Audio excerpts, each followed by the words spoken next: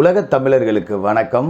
தமிழீழ மாவீரர்களோட வரலாறோட முதல் பாகம் அப்படிங்கும்போது தமிழீழ மாவீரர்கள் வரலாறு, தமிழீழ போராட்டம் அப்படின்னா மேதகு அவர்களை தவிர்த்துட்டு அதை ஒரு வார்த்தை கூட நாம் எழுதிட முடியாது. அந்த வகையில் தமிழ் தேசிய இனத்தின் தலைவர் மேதகு அவர்களோட முன்னோர்கள் வரலாறுலேருந்து நான் இந்த வீடியோவை தொடங்கினா சரியாக இருக்கும் அப்படின்னு நினைக்கிறேன்.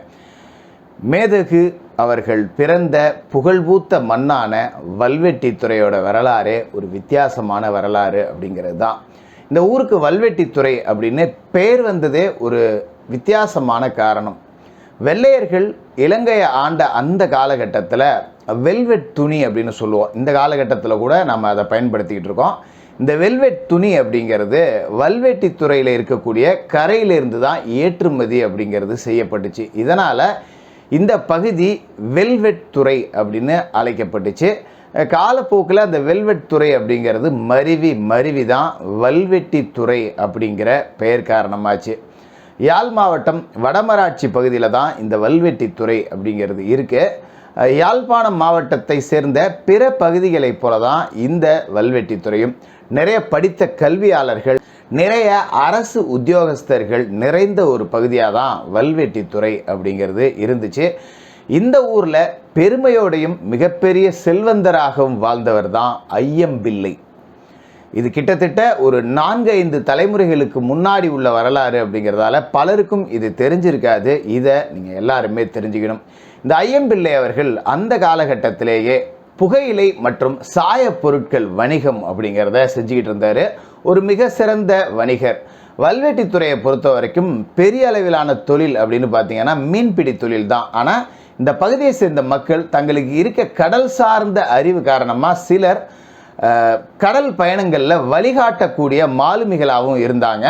அந்த அடிப்படையில் இவர் கடல் கடந்து அந்த காலகட்டத்திலேயே புகையிலை மற்றும் சாய பொருட்கள் வணிகத்தை இந்தியா, பர்மா போன்ற நாடுகள்லையும் தொடர்ச்சியாக செஞ்சுக்கிட்டு வந்தார். இவருடைய மகன் வேலாயுதம், அவரும் இந்த தொழிலை மிக சிறப்பாக நடத்திட்டு வந்தார். ஐயம்பிள்ளை அவர்களோட மகனான வேலாயுதம் காலத்தில் இந்த தொழில் அப்படிங்கிறது இன்னும் கொஞ்சம் கூடுதல் வளர்ச்சி அப்படிங்கிறத அடைஞ்சுது. இந்த வேலாயுதம் அவர்களோட மகன் தான் வெங்கடாலம் என்கின்றவர். இவர் திருமேனியார் அப்படின்னு தான் அந்த பகுதியை சேர்ந்தவர்கள் எல்லாமே அழைப்பாங்க. இவருடைய காலம் தொட்ட பிறகுதான் மேதகு அவர்களுடைய குடும்பத்தையே அந்த பகுதியை சேர்ந்த பழைய ஆட்கள் எல்லாமே திருமேனியார் குடும்பத்தினர் அப்படின்னு தான் அழைப்பாங்க. இந்த வெங்கடாசலத்துக்கு திருமேனியார் அப்படின்னு பெயர் வந்தது ஒரு ருசிகரமான ஒரு கதை. இந்த வெங்கடாசலம் காலகட்டத்தில் தொழில் உச்சத்தை தொட்டுச்சு. கிட்டத்தட்ட அந்த காலத்திலேயே 12 கப்பல்களை வச்சுக்கிட்டு இந்தியா, பர்மா, மலேசியா போன்ற நாடுகளில் எல்லாமே தொழிலை வளர்த்து ஒரு மிகப்பெரிய செல்வந்தராகவும் கோடீஸ்வரராகவும் இருந்தார். அது மட்டும் இல்லாமல் இவர் ஒரு மிகப்பெரிய கொடை வள்ளலாகவும் இருந்தார். கஷ்டம் அப்படின்னு யாரும் இவர்கிட்ட கேட்கணும் அப்படின்னே அவசியம் கிடையாது. ஒருத்தர் கஷ்டப்படுறார் அப்படின்னு தெரிஞ்சாலே வாரி கொடுக்கக்கூடிய வள்ளலாக இருந்தவர் தான் வெங்கடாசலம் என்கின்ற திருமேனியார் அவர்கள். இந்த வெங்கடாசலம் அவர்கள் அந்த காலகட்டத்திலேயே முல்லைத்தீவு மாவட்டம் கரைத்துறைப்பற்று அப்படிங்கிற இடத்துல 90 ஏக்கர் நிலத்தை அரசாங்கத்துக்கே தானமாக கொடுத்துருக்காரு. இந்த கரைத்துறைப்பற்று அப்படிங்கிற இடம் தேசிய தலைவரோட முன்னோர்களின் முன்னோர்களான வெங்கடாசலம் என்பவர் கொடுத்த அந்த நிலம். கரைத்துறைப்பற்று அப்படிங்கிற இடத்துல தான் இறுதி யுத்தம் அப்படிங்கிறது நடந்தது. அப்படிங்கிறது ஒரு சோகமான நிகழ்வு அப்படின்னு தான் சொல்லணும். இந்த வெங்கடாசலம் காலகட்டத்தில் இவரோட தந்தையான வேலாயுதம் அவர்கள் கனவுல தோன்றி ஒரு சிவன் ஆலயத்தை நீ கட்டி எழுப்பணும் அப்படின்னு சொன்னதா அந்த பகுதியில் இதுவரைக்கும் வரலாறு அப்படிங்கிறது பேசப்பட்டுக்கிட்டு இருக்கு. தந்தை கனவுல சிவாலயத்தை கட்டி எழுப்ப சொன்னார் அப்படிங்கிறதால இந்த வெங்கடாசலம் அவர்களும் ஒரு சிவாலயத்தை நாம் கட்டி எழுப்பணும் அப்படின்னு முடிவு செஞ்சு அதற்கான முன்னெடுப்பு பணிகள் அப்படிங்கிறதை செஞ்சாங்க. அதுக்கு முன்னாடியே இவர்களுடைய குடும்பத்தால் கட்டப்பட்ட அம்மன் ஆலயமும் அந்த பகுதியில் இருந்திருக்கு. அந்த அம்மன் ஆலயத்துக்கு பக்கத்திலேயே இவர் சிவாலயம் கட்டுவதற்காக தனியாக தன்னோட சொந்த பணத்தில் ஒரு நிலத்தை வாங்கி கட்டிட பணிகளையும் செஞ்சுருக்காரு.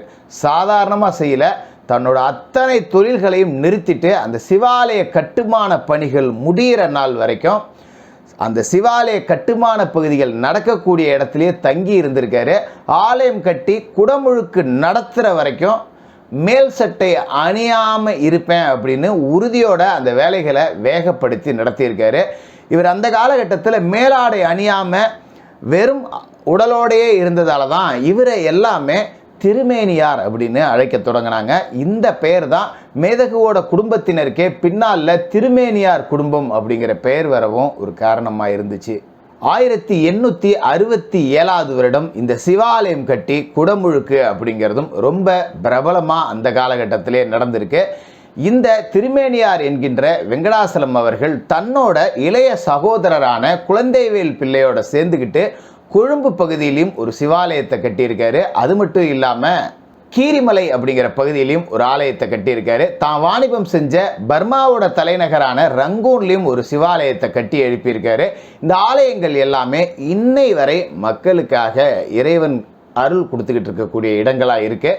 அப்படி இறைபக்தி மிகுந்த ஒரு மனிதராக இருந்த வெங்கடாசலம் அவர்கள் தன்னோட மகனுக்கு வேலுப்பிள்ளை அப்படின்னு பேர் வச்சிருக்காரு. இந்த வேலுப்பிள்ளை தேசிய தலைவரோட தந்தை வேலுப்பிள்ளை இல்லை, இந்த வேலுப்பிள்ளையோட மகன் திருவேங்கடம். இந்த திருவேங்கடம் அவர்கள் தன்னோட அப்பா வேலுப்பிள்ளையோட பேரைய தன்னோட மகனுக்கும் வேலுப்பிள்ளை அப்படின்னு வச்சாரு. அந்த வேலுப்பிள்ளை அவர்களோட மகன் தான் மேதகு அவர்கள். திருவேங்கடம் வேலுப்பிள்ளை பிரபாகரன் அப்படிங்கிறது தான் அவருடைய முழு பெயர். தன்னோட முன்னோர்கள் போலவே வேலுப்பிள்ளை அவர்களும் மேதகு அவர்களோட தந்தை வேலுப்பிள்ளை அவர்களும் மிக சிறந்த ஒரு பக்திமானா இருந்தாலும் கூட கல்வியில் பெரிய அளவில் நாம் முன்னுக்கு வரணும், அரசு உத்தியோகத்துக்கு போகணும் அப்படிங்கிற லட்சியத்தோடையே இருந்தவர். 1943 வருடத்தில் தன்னோட 19 வயதில் எழுத்தரா அரசாங்க உத்தியோகத்தில் அமர்ந்தார். அதன் பிறகு அவருக்கு ரயில்வே துறையிலையும் கூட வேலை கிடைச்சிது. ஆனாலும் அதன் பிறகு அரசாங்க தேர்வுகளை எழுதி அதில் முதல் நிலையில் தேர்ச்சி பெற்று தலைமை நில காணியாளராக உயர் பதவியில் ஒரு அதிகாரியாகவும் உட்கார்ந்தார். 1947 வருடத்தில் வள்ளிபுரத்தை சேர்ந்த தாயார் பார்வதி அம்மாவை அவர்கள் திருமணமும் செஞ்சுக்கிட்டாரு.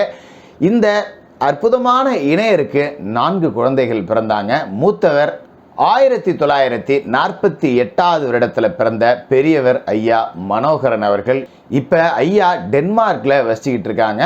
அந்த காலகட்டத்திலே இவங்க கப்பலில் வானொலி அதிகாரியாக பணியாற்றி அதன் பிறகு புலம்பெயர்ந்து வேறு நாடுகளுக்கும் இவங்க பயணமானாங்க. அதற்கு அடுத்த வருடத்திலேயே 1949 வருடத்திலேயே 2வது குழந்தையா பெரியம்மா ஜெகதீஸ்வரி அவர்கள் பிறந்தாங்க.